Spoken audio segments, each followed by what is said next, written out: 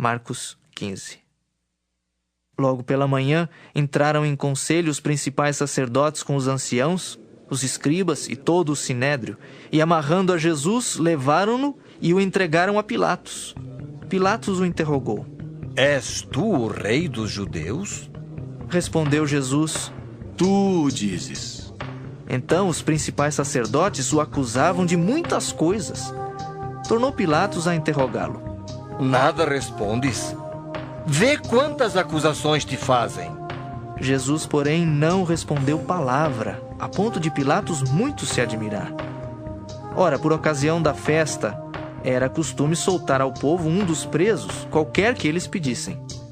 Havia um chamado Barrabás, preso com amotinadores, os quais, em um tumulto, haviam cometido homicídio.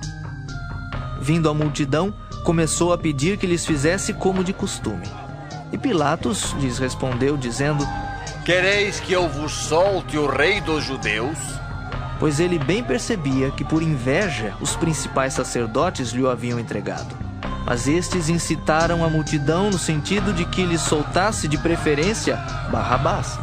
Mas Pilatos lhes perguntou: Que farei então deste a quem chamais o rei dos judeus? Eles, porém, clamavam: Crucifica-o! Mas Pilatos lhes disse: Que mal fez ele? E eles gritavam cada vez mais: Crucifica-o! Então Pilatos, querendo contentar a multidão, soltou-lhes Barrabás. E após mandar açoitar a Jesus, entregou-o para ser crucificado. Então os soldados o levaram para dentro do palácio, que é o pretório, e reuniram todo o destacamento. Vestiram-no de púrpura e, tecendo uma coroa de espinhos, lhe a puseram na cabeça. E o saudavam, dizendo: Salve, rei dos judeus! Davam-lhe na cabeça com um caniço, cuspiam nele e, pondo-se de joelhos, o adoravam. Depois de o terem escarnecido, despiram-lhe a púrpura e o vestiram com as suas próprias vestes. Então conduziram Jesus para fora, com o fim de o crucificarem. E obrigaram a Simão Cireneu, que passava, vindo do campo, pai de Alexandre e de Rufo, a carregar-lhe a cruz. E levaram Jesus para o Gólgota, que quer dizer lugar da caveira. Deram-lhe a beber vinho com mirra. Ele, porém, não tomou. Então o crucificaram e repartiram entre si as vestes dele, lançando-lhe sorte para ver o que levaria cada um. Era a hora terceira quando o crucificaram. E por cima estava em epígrafe a sua acusação: o rei dos judeus. Com ele crucificaram 2 ladrões, um à sua direita e outro à sua esquerda. E cumpriu-se a escritura que diz: com malfeitores foi contado. Os que iam passando blasfemavam dele, meneando a cabeça e dizendo: Ah, tu que destróis o santuário e em 3 dias o reedificas, salva-te a ti mesmo, descendo da cruz. De igual modo, os principais sacerdotes com os escribas, escarnecendo entre si, diziam: Salvou os outros, a si mesmo não pode salvar-se? Desça agora da cruz o Cristo, o Rei de Israel, para que vejamos e creiamos. Também os que com ele foram crucificados o insultavam. Chegada a hora sexta, houve trevas sobre toda a terra até a hora nona. À hora nona, clamou Jesus em alta voz: Eloi, Eloi, lama sabachthani. Que quer dizer: Deus meu, por que me desamparaste? Alguns dos que ali estavam, ouvindo isto, diziam: Vede, chama por Elias. E um deles correu a embeber uma esponja em vinagre e, pondo-a na ponta de um caniço, deu-lhe de beber, dizendo: Deixai, vejamos se Elias vem tirá-lo. Mas Jesus, dando um grande brado, expirou. E o véu do santuário rasgou-se em 2 partes, de alto a baixo.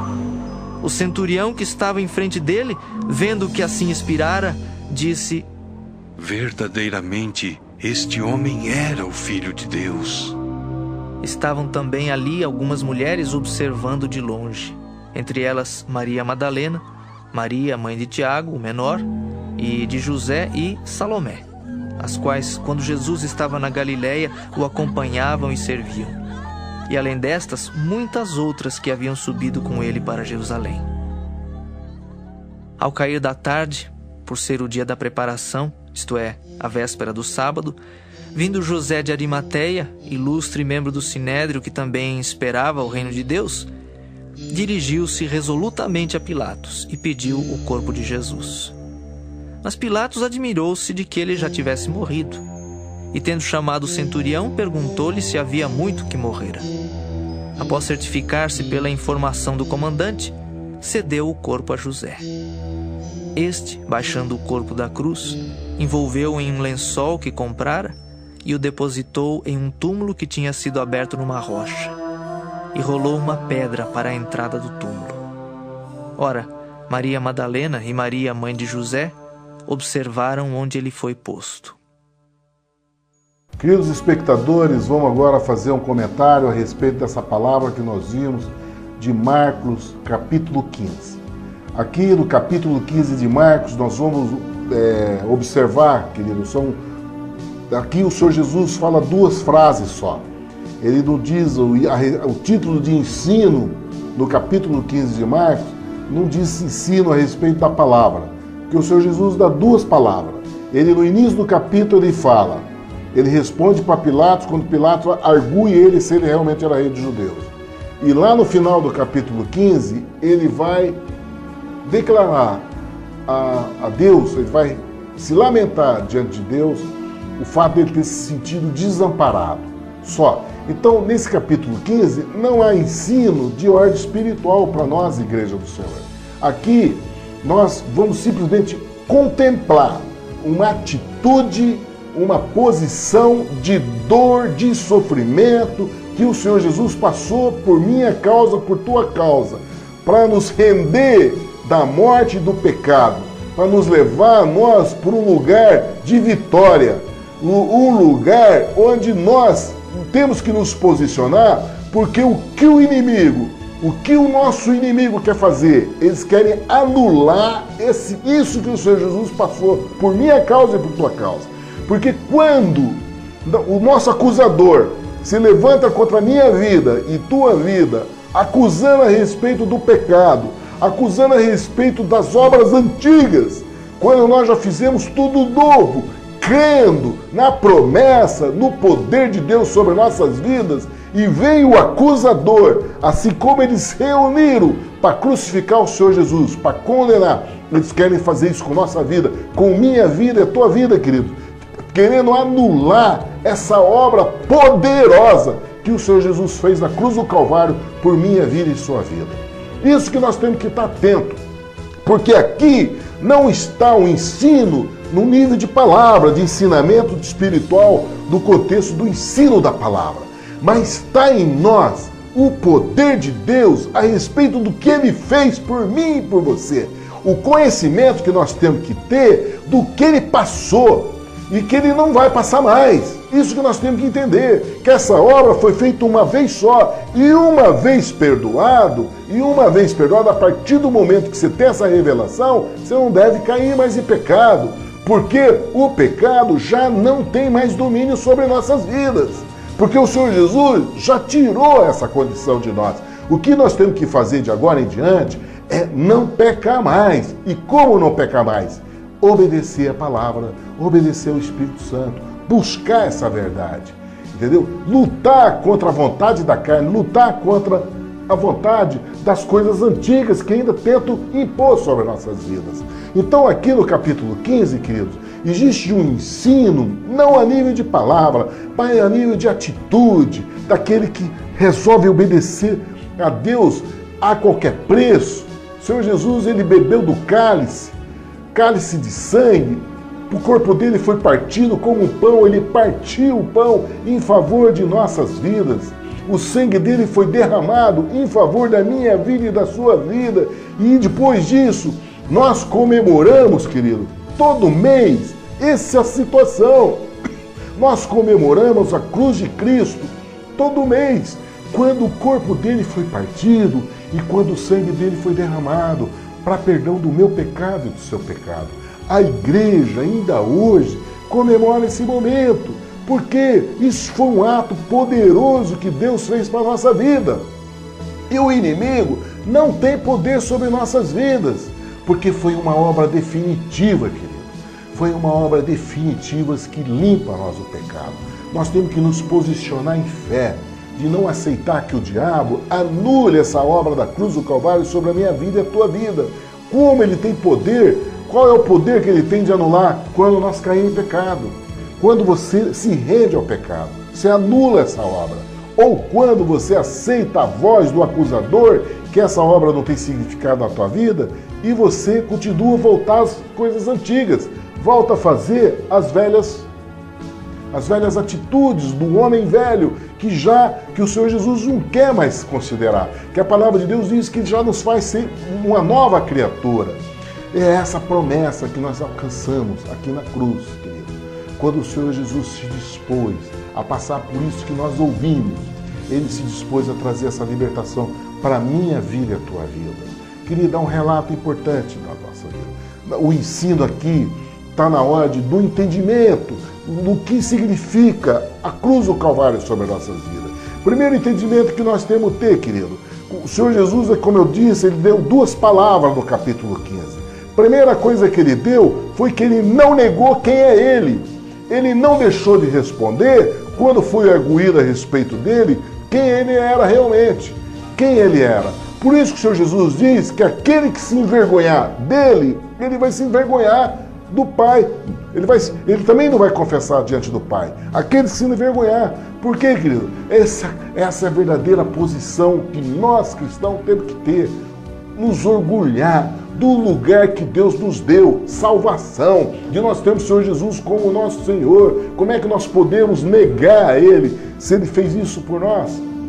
Por isso que Ele mesmo nunca negou aquilo que Ele fez por nós. O Senhor Jesus, quando Ele reconheceu aqui, quando Ele respondeu a Pilato, és tu o rei do judeu? Ele respondeu, tu o dizes, assim como Ele respondeu para o sumo sacerdote.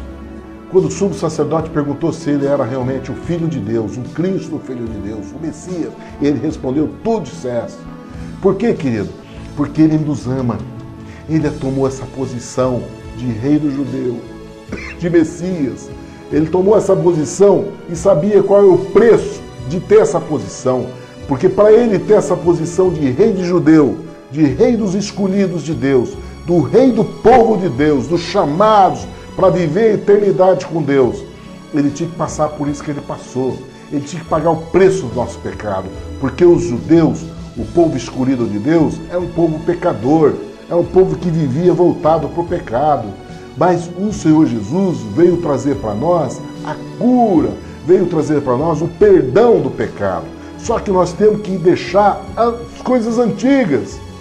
Nós temos que viver agora a novidade de vida que Ele nos trouxe do céu. Por isso que nós temos que aprender os ensinos de ordem espiritual que o Espírito Santo nos traz a cada dia pela palavra. Por isso nós estamos imbuídos em conhecer essa palavra. Então o Senhor Jesus, Ele não negou a posição dele, na qual nós também não devemos negar. Nós devemos confessar todos quem nós somos, crente no Senhor Jesus. Creio no poder de Deus sobre a minha vida, creio no nome de Jesus, creio que o Senhor Jesus se fez homem, habitou entre nós, foi crucificado, morto e ressuscitado, e ressuscitou no terceiro dia, e todo aquele que crê nele tem perdão de pecado. Todo aquele que crê na majestade e no senhorio dele tem perdão de pecado. Essa é a palavra da fé, querido. Essa é a palavra da fé, com o coração que se crê e com a boca se confessa a palavra da salvação. Nós cremos nisso, nós devemos confessar isso ao mundo. Não temos porque isso é o testemunho que o Senhor Jesus deu diante de Pilatos. Esse foi o testemunho que o Senhor Jesus deu diante de Pilatos, diante do juiz, né? Que tinha o poder de condenar ele. Ele falou, tu és rei do judeu? Ele falou, sim, tu dizes. Ele não negou a posição dele. E ele sabendo que ele dizendo que ele era o rei do judeu, ele sabia que ia ser condenado. Porque estavam ali os abutres, né? A religião daquela época, que se chamava os escribas, os principais sacerdotes, os escribas, que estavam ali para acusar como abutres. e eles envolveram de sentimento aquela multidão. E aí então Pilatos, diante daquela situação, perguntou para ele: olha, você não responde nada pelos seus acusadores? E aí o Senhor Jesus não respondeu, querido. Por quê?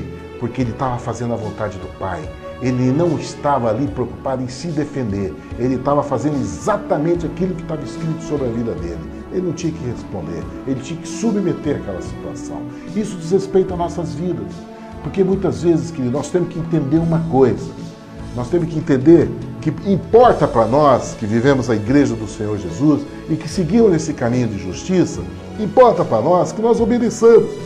A chamada de nós seguirmos a Jesus é obedecer a palavra de Deus. É obedecer a respeito daquilo que está escrito sobre a igreja do Senhor Jesus. Já está tudo escrito sobre a nossa vida. E a palavra diz que nós vamos ser, a nossa fé vai ser provada. A nossa fé vai ser provada como ouro puríssimo. Vai ser provada a nossa fé. Então vai existir provas sobre as nossas vidas. E qual é a postura nossa quando eu estiver passando por prova? A palavra de Deus diz em Tiago que nós devemos ter por grande alegria quando nós passarmos por provas. Quando nós estivermos passando por várias provas, nós devemos ter grande alegria, porque isso estabelece a perseverança, a esperança, sai sobrepõe sobre nós a experiência. Então nós vamos ser estabelecidos como ouro, a nossa fé cresce mais, ela que se destaca mais quando nós passamos pela prova. Qual é a posição? É de não nos aquietarmos, querido. É aquilo que o Senhor Jesus passou. Qual foi a posição dele na hora que vieram os acusadores sobre a prova que ele estava passando, pelo cálice que ele estava bebendo, assim como nós temos que passar. O que nós temos que fazer é nos aquietar diante dessa condição e não estar preocupado com o que os acusadores estão dizendo. Se é porque, se você está passando dificuldade financeira, é porque você não está dando dízimo. Se você e o devorador está destruindo a tua casa. Se você está passando por problema de doença, é porque existe pecado na tua vida. Isso é voz do acusador. Nós não temos que responder à voz do acusador. Nós temos que nos aquietar. É isso. Esse é o ensino da postura que o homem de Deus, aquele que segue o Senhor Jesus, passa sobre a vida aqui. Porque o Senhor Jesus diz que cada um que quer seguir a eles, pega a sua cruz e siga-me. É esse lugar. A cruz que o Senhor Jesus está dizendo é esse lugar. E como nós fazemos isso, querido? É nessas condições que eu estou te dando exemplo. Vai vir acusadores quando você estiver passando pela prova. Né? Aqui o Senhor Jesus está passando a acusação de ordem da mentira, porque eles queriam matar o Senhor Jesus. Assim vai acontecer conosco. Né? Vão julgar a sua posição, a sua fé, se você está em pecado, porque existe doença, você tem dificuldade financeira, então porque você não é dizimista, ou porque você não é ofertante, aí então vem o devorador e ataca a tua vida. Mas isso é acusação do inferno, querido. Porque a verdade de Deus sobre a tua vida é que você tem que ter por grande alegria se passar por prova. Se você é fiel a Deus, firme na palavra, orando, falando com Ele, exercendo a fé nas promessas de Deus sobre a tua vida. Porque a palavra de Deus diz para nós que Ele é fiel sobre todas as promessas que Ele tem sobre a nossa vida. Deus é fiel e Ele vai cumprir. Tudo aquilo que Ele tem de promessa sobre a nossa vida, Ele vai cumprir. O que nós temos que ter é a fé de esperar o momento que isso aconteça em nossas vidas. Então, é o exemplo que o Senhor Jesus está dando para nós, da posição quieta que Ele tomou. E uma outra atitude que nós vemos aqui no início do capítulo 15, querido, é a posição dos principais sacerdotes e dos escribas. Porque qual a posição deles, querido? Eles têm uma postura de dominar a massa, né? Qual é a ação principal desses homens que se intitulam líderes religiosos, né? Eles se intitulam líderes que eles manipulam a multidão no sentido de ter esse rebanho sob o domínio deles. E eles articularam essa multidão da maneira que eles querem. Eles levarem, não segundo a vontade de Deus, mas segundo a deliberação deles. Como eles fizeram aqui. Os líderes religiosos da geração do Senhor Jesus manipularam o julgamento do Senhor Jesus, sendo os estimuladores de articular a condenação do Senhor Jesus. Quando Pilatos trouxe Barrabás para colocar diante da multidão, no julgamento do Senhor Jesus, para libertar um preso, porque naquela época eles tinham a lei de libertar durante a Páscoa um dos presos, e foi proposto então trazer um dos dois presos, ou seria o Senhor Jesus que estava em julgamento, ou Barrabás, que já tinha sido julgado e estava preso por crime de homicídio e de salteador, porque o Barrabás era um revolucionário. Então, os principais sacerdotes, os escribas, eles articularam com a multidão, eles estimularam a multidão a pedir a Pilatos que libertasse Barrabás. Quando Pilatos perguntou para a multidão, e o que eu faço com o Senhor Jesus, o que eu faço com o rei dos judeus? Eles gritavam, crucificam. Por quê, queridos? Porque o Senhor Jesus, ele respondeu que ele era rei do judeu. Ele não negou a posição dele. E essa posição dele era a posição de condenação, porque os escribas e os sacerdotes não aceitavam esse juízo. Eles não aceitavam essa palavra. Uma coisa que os principais sacerdotes e os escribas tinham era ódio do Senhor Jesus, porque ele vinha com a posição de filho de Deus, mas não com o espírito e a postura de domínio sobre os homens. Ele veio numa postura de servo, ele veio numa postura de amar o seu semelhante. Isso gerou naqueles homens que eram dominadores, que governavam a multidão, eles tinham uma postura de domínio sobre a multidão, isso gerou neles um sentimento de ódio, porque o Senhor Jesus contrapôs toda a posição religiosa deles, pela atitude de amor que Deus veio trazer aos homens, de misericórdia, de perdão, de se estender a mão para os pequeninos, de receber daqueles que estavam todo desprezado pela sociedade e pela igreja. Nós vimos vários exemplos, né, de como a igreja desprezava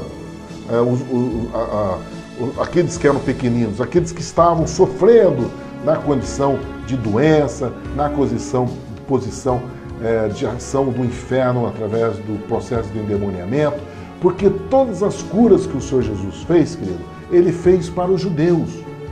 Todos, o cego, Bartimeu, aquele homem que estava endemoniado lá, né? Aquele filho que o pai levou, né? A ressurreição da filha de Jairo, todos os exemplos de cura que o Senhor Jesus fazia, querido, era para os judeus.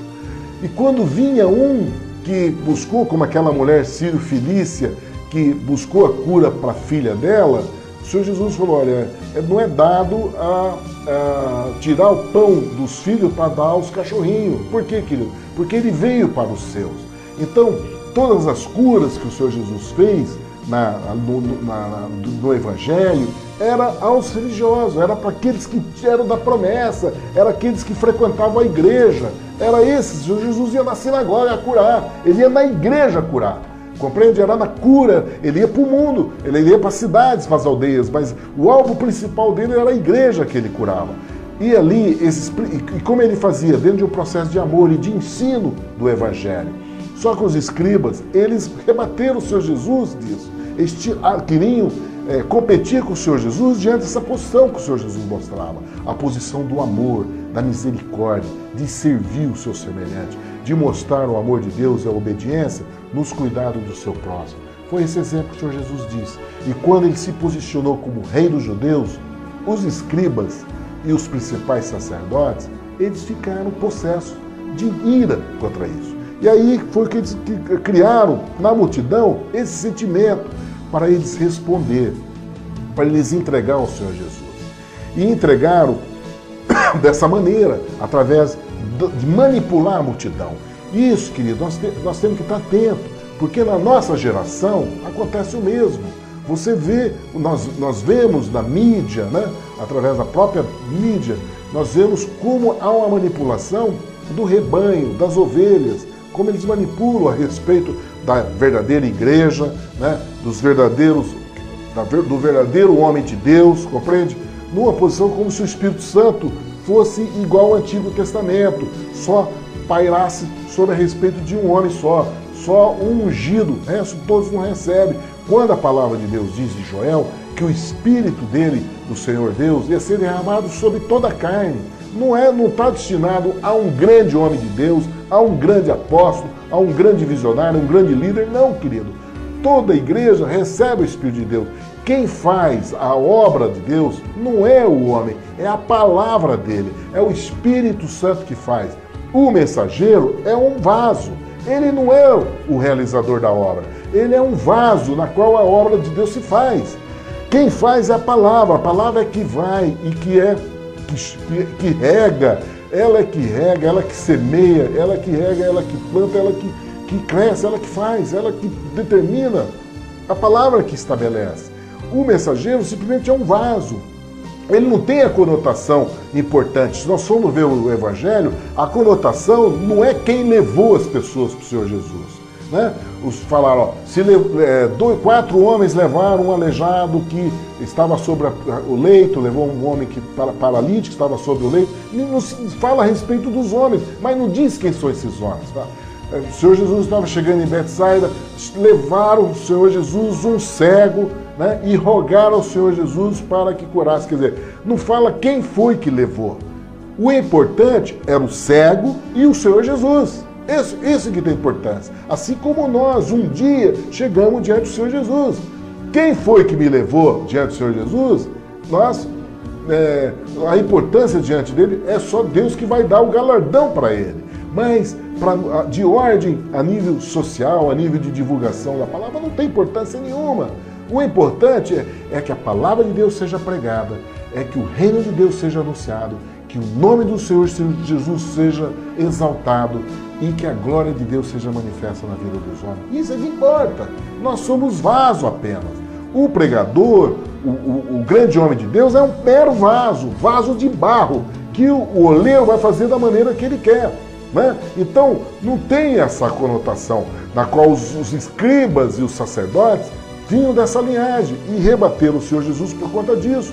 Por isso que o Senhor Jesus foi julgado por considerar rei dos judeus, porque eles não queriam esse rei, eles não queriam esse tipo de rei, eles queriam um rei igual a eles, né? Igual ao mundo, às condições do mundo. Mas o Senhor Jesus veio para servir.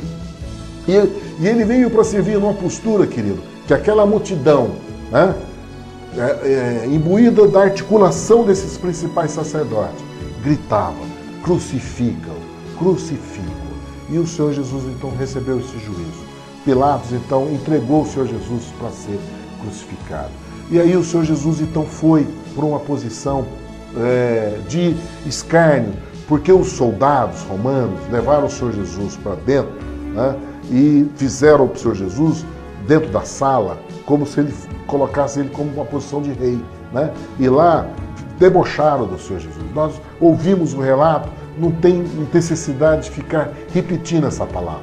O que nós temos que entender é que o Senhor Jesus foi escarnecido, ele foi cuspiram nele, brincaram com ele, fizeram gozação a respeito dele, debocharam dele, bateram nele, esbofetearam, colocaram coroa de espinho, botaram chicoteadas dele, fizeram dele como se ele fosse o pior elemento sobre a face da terra, como ele fosse mal, como se ele fosse uma pessoa desqualificada. E fizeram esse tipo de gozação e levaram, depois disso, levaram ele para a cruz. Botaram a cruz e levaram ele para um lugar chamado Gólgota, que outro nome diz que é caveira. É esse o lugar. Tiraram fora de Jerusalém. Isso tem um significado, né? Tiraram o Senhor Jesus de Jerusalém, botaram ele para um lugar fora de Jerusalém para ele ser crucificado. Isso diz respeito de tirar o Senhor Jesus, em Hebreus fala a respeito disso. Tiraram o Senhor Jesus de dentro do templo. Tiraram ele do templo, que Jerusalém representava o templo. Tiraram ele fora do templo para crucificar ele fora do templo. E levaram ele lá para a cruz. E quando chegaram lá na cruz, esses mesmos escribas e fariseus foram eles que fizeram a gozação dele, dizer: que tu que derrubas o templo em 3 dias, porque em 3 dias tu edificas, porque não salva a ti mesmo, desce da cruz.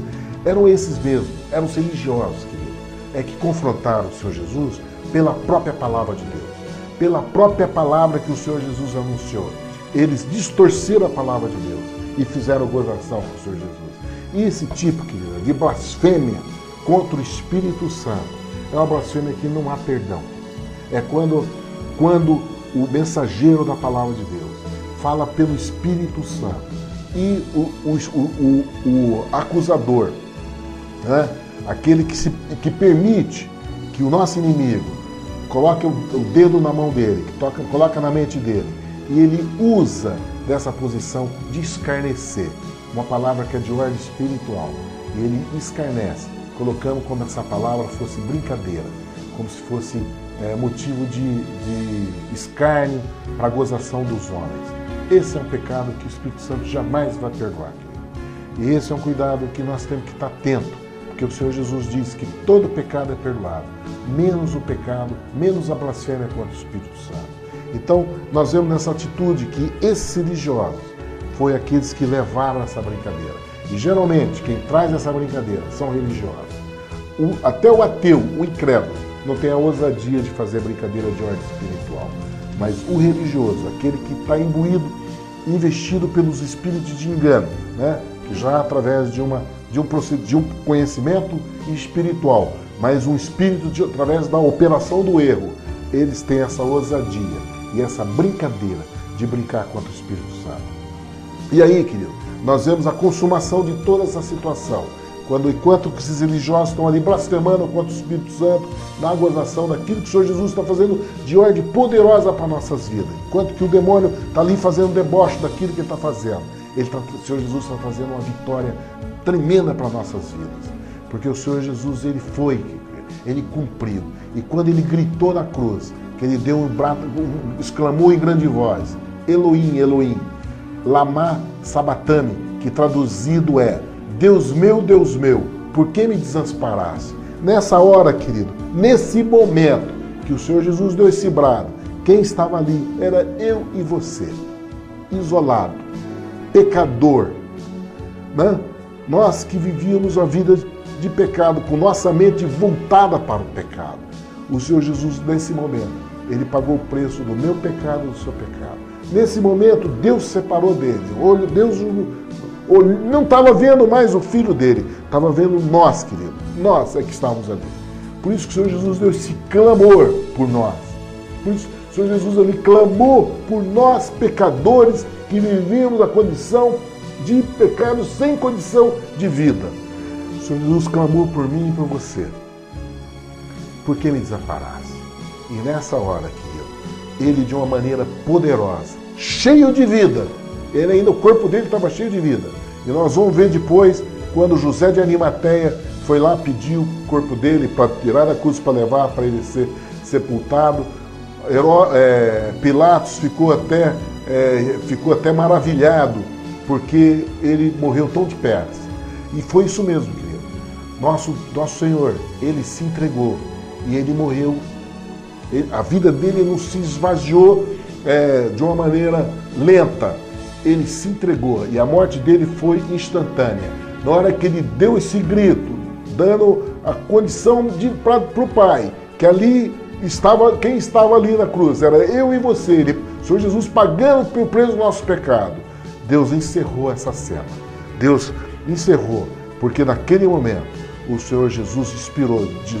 A palavra diz que ele deu um grande brado e expirou. Como é que um homem cheio de energia, dando um grande brado, pode morrer? Só através do poder sobrenatural, querido. Ali foi que Deus realmente tirou o Espírito do Senhor Jesus ali. O Senhor Jesus realmente, quando ele disse, entregou o Espírito dele, Deus tirou. Quando o corpo dele ainda estava cheio de energia, estava cheio de força, e ele então expirou, ele morreu naquele momento. E aí então,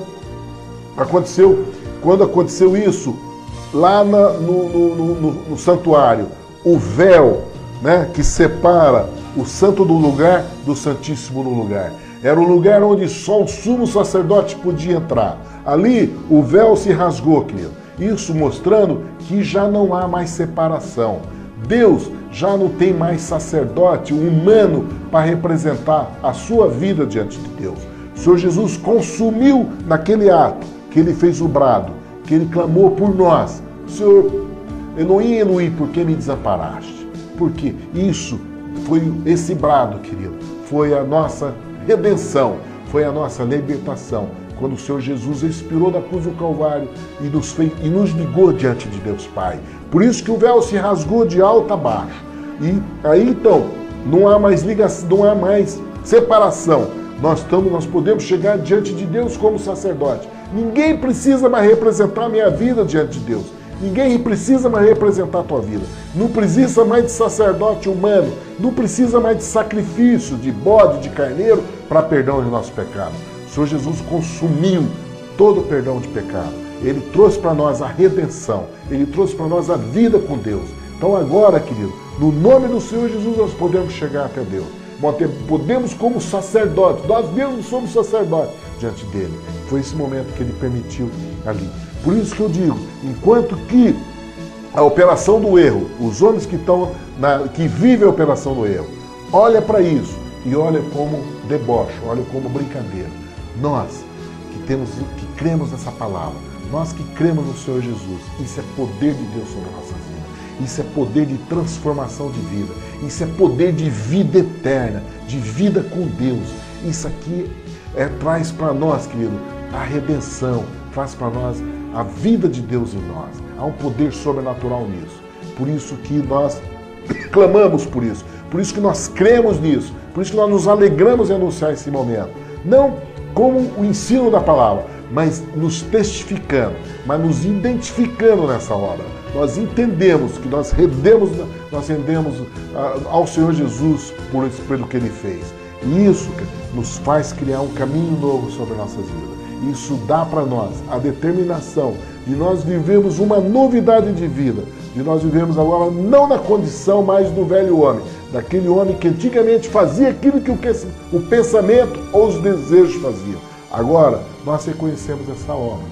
Nós vemos em cada momento, nós reconhecemos, a cada mês, nós comemoramos a nossa igreja. Nós tomamos a ceia do Senhor Jesus. Nós levantamos em memória o que Ele fez por nós, para que nós possamos andar na direção dele. Isso é poder de Deus, querido. E aí nós vemos que o reconhecimento, quando isso aconteceu, quando esses fatos aconteceram, o próprio centurião, a palavra diz que o próprio centurião romano, homem do exército romano, acostumado a crucificar pessoas, acostumado a levar pessoas para aquele lugar, era o ofício dele. Ele viu que naquele ato, ele crucificou um homem, diferente de todos que ele tinha crucificado até agora. Ali ele reconheceu, e a palavra dele, e o testemunho dele foi, verdadeiramente esse homem era filho de Deus, porque ele viu o poder de Deus ali naquele lugar. Queridos, há um significado para nós. Nós temos que valorizar, querido, a cada minuto da nossa vida, a cada instante que nós vivemos, porque a cada minuto da nossa vida, querido, há uma chance de nós reconhecermos isso em nossa vida. Nós reconhecemos o que o Senhor Jesus fez por nós. Cada minuto, a cada instante que nós temos, a cada instante que nós vemos acontecer em nossa vida. Por isso que o mundo ainda não foi condenado. Por isso que ainda que não chegou a consumação do século. Porque essa obra que o Senhor Jesus fez na cruz do Calvário, Ele quer dar oportunidade a muitos para que receba essa redenção. A cada minuto é importante, porque a cada minuto há chance de uma pessoa reconhecer essa obra e poder ser salvo, e poder ter a vida eterna com o Senhor Jesus. E aí nós vimos então o testemunho das mulheres, querido, as mulheres que passaram por toda essa dor. Cito o texto que Maria Madalena, Maria, a mãe de Tiago e de José e Salomé, a Maria, mãe de Tiago, a Maria, mãe de José e Salomé, estavam ali. E a palavra diz que essas mulheres seguiam o Senhor Jesus desde a Galileia, desde o tempo que Ele iniciou o ministério dele. Essas mulheres seguiam. E diz ali que elas seguiam, elas serviam o ministério do Senhor Jesus. Elas serviam a eles. E elas seguiam. E elas foram até o final, querido. E elas estavam ali, vendo a consumação. Elas vendo ali o Senhor Jesus sendo entregue.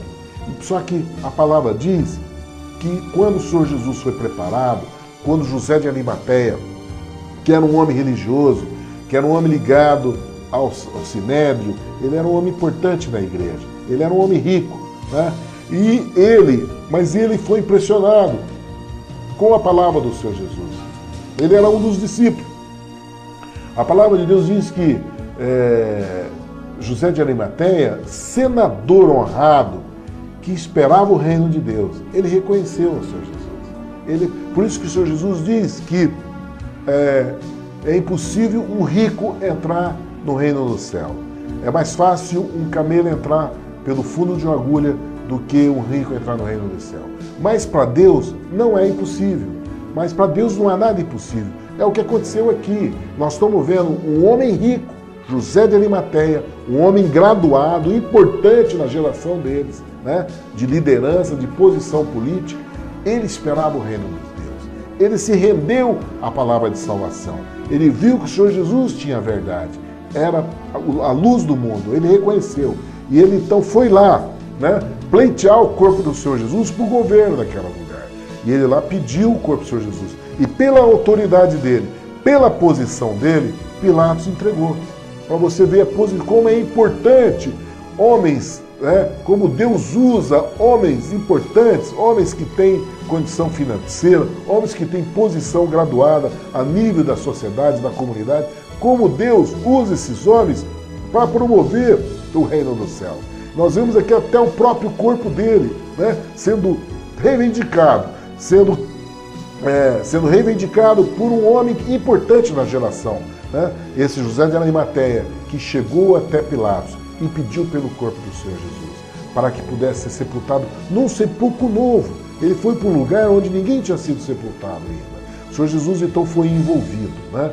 Foi envolvido por umas vestes, como diz, que ele foi envolvido por uns lençol fino e foi colocado, tirado da cruz, envolvido num lençol fino e foi colocado num depósito, num sepulcro e foi fechado por uma grande rocha, né? E se colocou uma grande rocha na porta do sepulcro. Querido, e aqui nós vemos o último versículo, né, do capítulo 15 de Marcos, nós vemos a palavra que diz assim: Maria Madalena e Maria, mãe de José, observavam onde punha o corpo. Há uma chamada de atenção nisso, querido.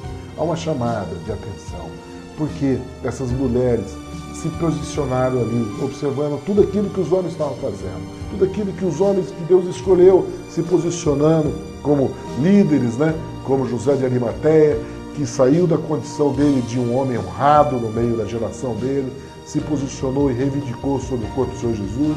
Ele não se envergonhou do Senhor Jesus, mesmo ali, diante daquela situação de dor, de sofrimento, ele que conheceu todo o ministério do Senhor Jesus, que se rendeu ao Evangelho, reconhecendo quem era a palavra anunciadora que o Senhor Jesus trouxe, ele foi lá e reivindicou o corpo do Senhor Jesus.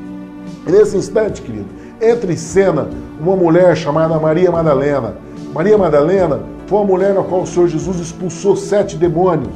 Era uma mulher condenada, querido, pela sociedade. Os homens queriam apedrejar ela quando ela foi flagrada foi flagrada em adultério. Ela ia ser condenada, ia ser apedrejada. O Senhor Jesus, ela teve a grande sorte que o Senhor Jesus estava presente na vida dela, mesmo ela na condição de pecado, mesmo ela na condição ali de dor, de miséria humana, através da desgraça, através do uso do corpo dela pelo prazer da carne. O Senhor Jesus estava presente na vida dela, mesmo que distante, mas o Senhor Jesus estava ali. E na hora que ela foi ser julgada, os homens chamaram e levaram ela para a presença do Senhor Jesus. Essa foi uma mulher de graça. Por isso que essa mulher, ela amou o Senhor Jesus de uma maneira intensa. E ela, né, que foi salva, não pela condição da morte, salva pela condição do pecado, ela foi salva dessa situação, ela foi salva. E o Senhor Jesus deu um ensino do mundo espiritual para ela. Essa mulher se rendeu. E quando estavam lá, sepultando o Senhor Jesus, nós vemos aqui, querido, nós vemos o nome de José de Arimateia, homem honrado, a palavra diz, senador honrado, que esperava o reino de Deus. E ousadamente foi a Pilatos e pediu o corpo de Jesus, Senhor Jesus. Postura audaciosa. Assim como essa mulher, Maria Madalena, também a palavra anuncia o nome dela. Maria Madalena e a outra Maria, mãe de José, que observavam onde punha. Essa Maria Madalena, querido, foi aquela mulher que também ousadamente, entrou na casa do Simão leproso e derramou o bálsamo, né, de alabastro, aquele perfume caríssimo que todos julgaram. E o Senhor Jesus chamou a atenção daqueles que estavam condenando ela, porque ele considerou que ela estava fazendo bem para ele, porque ele ia para esse lugar de sepulcro. Essa mulher perseverou na presença do Senhor Jesus. Querido, há uma conotação muito importante para a nossa vida. Porque o nosso Deus não faz acepção de pessoas, não faz acepção de ninguém. O que Ele quer de nós, querido, é o coração. Não importa qual a condição de pecado, qual a condição de posição social que nós estejamos, qual o lugar que você esteja, em palácio, em favela, não importa qual lugar. O que o Senhor Jesus olha, querido, é o teu coração. O que vale para Deus é o coração. Os olhos de Deus não é igual aos olhos do homem que olha o exterior, que olha qual o carro, qual é a casa, qual é a roupa, qual é o frisado do cabelo, qual é o anel, qual é o tipo de calçado que você está usando. Não, querido. Isso é o homem que olha, é a miséria do homem que olha. O Senhor Jesus olha o coração, olha o coração. Assim como nós vemos na posição de dois elementos, entendeu?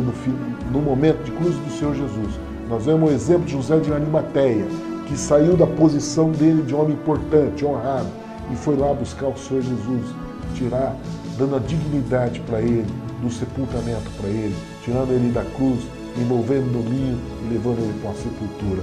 Assim mesmo como nós vemos a posição de uma mulher que tinha sido liberta de 7 demônios, pecadora, adúltera, condenada pelos homens, mas ela estava lá, na posição, olhando aonde o Senhor Jesus está sendo colocado, porque os olhos dela, querido, era a esperança da ressurreição, porque a palavra dele diz, morto, mas no terceiro dia ressuscitarei.